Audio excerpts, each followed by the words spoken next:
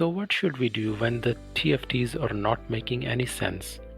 You can have multiple combinations of thyroid function tests with multiple differentials, so we need a stepwise approach. The first step is to blind yourself from extra information of T4 and T3 and focus only on TSH. Do not forget the feedback loop from the pituitary gland down to the thyroid, which releases the T4 and T3. And this is a closed loop circuit. Now you can have multiple combinations of thyroid function tests, as you can see, with normal TSH, low TSH or high TSH, and similarly normal, low or high T4 and T3. The easiest step would be to blind yourself from extra information. Take the normal TSH as normal, low TSH as hyper, and high TSH as hypo. Let's see if this works for us. Now these are the different combinations of TFTs potentially possible in your patients. If we do make up that normal TSH is normal and low is hyper and high TSH is hypo, then normal would be quite easy because all the hormones are in normal range.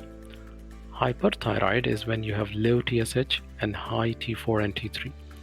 Hypothyroid is when you have high TSH with low T4 and low T3. Then there can be subclinical pictures. Subclinical hyperthyroid is when you have low TSH with normal T4 and normal T3. And a similar picture can be seen in recently treated thyrotoxic patient because carbimazole will normalize T4, T3, but TSH would take a little while to normalize. And subclinical hypothyroid patients would have raised TSH with normal free T4 and normal T3. Now that we have made interpretation of quite a few combinations, let's look at some of the funny ones. The first one would be when you have inappropriately normal or high TSH with raised T4 and T3. Such combination can be seen in non-thyroidal illness or thyroxine replacement in patients who have poor compliance. Assay interference is another common cause, amiodarone therapy, and rare causes like TSH secreting adenoma or thyroid hormone resistance, which is also extremely rare. These are few causes of this combination, but let's have a look at the other combinations which are left. If you remember, the only two combinations left are inappropriately normal TSH or low TSH with low free T4 and low free T3 hormones. This is quite easy. This can again happen in non-thyroidal illness or secondary hypothyroidism, which is a central cause.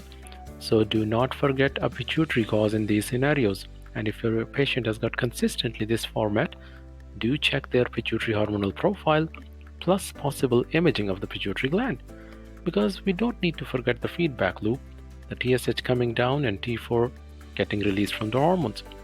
If you do blind yourself from extra information, it becomes easier to interpret the thyroid hormone profile when it is not making any sense. And when you have multiple combinations of TFTs with multiple differentials, it becomes easy to remember, and we make sure that we do not miss the rare causes of funny TFTs. This is how you simplify your thyroid function tests.